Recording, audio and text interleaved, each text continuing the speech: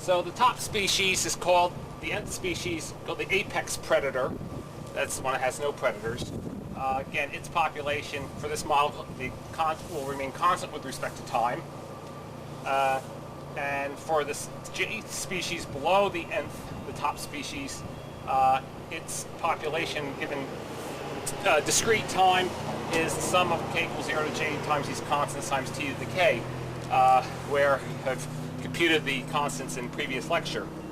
So now we introduce the level of sentience of species n minus j at time t, and it's going to be, at time t, it's going to be the number eaten of the j species, or if you call it the n minus j species, which is just its population at time t minus initial population, times a sentience factor. The sentience factor depends on how the species were, members of that species were killed. So the total sentience of all specimens eaten at time t, which you call capital S of t, will be the sum from j equals 0 to n of S, capital S sub n minus j of t. Well, the top species doesn't get eaten at all, so it actually drops out. So when j is 0, that corresponds to the apex predator here. Okay.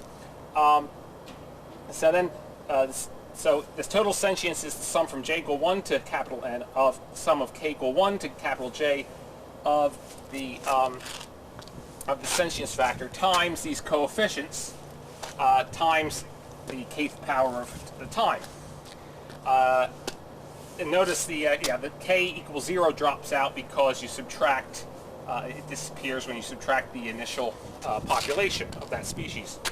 So since some of these coefficients are negative, the total sentience may have a real maximum or minimum, which we'll proceed to compute.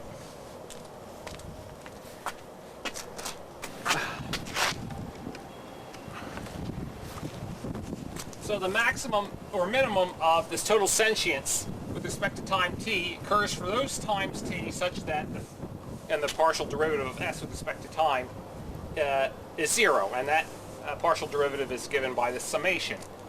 It will be a polynomial of degree capital N minus 1 in t. So it's the sum of j equal 1 to capital N of the sum of k equal 1 to little j of the sentience factor mu sub n minus j times the c sub n minus j comma k times k t to k minus 1. The maximum of total sentience with respect to the apex predator consumption, it's not going to be given by a critical point. If you take the partial derivative of s with respect to the coefficient of c sub n minus 1 comma 1, you just get the sentience factor mu sub n minus 1. Okay, so that would be 0 in the unlikely case that the apex species causes no pain to the species it eats. So, nevertheless, that doesn't mean that there isn't a local max of the sentience with respect to that apex predator consumption.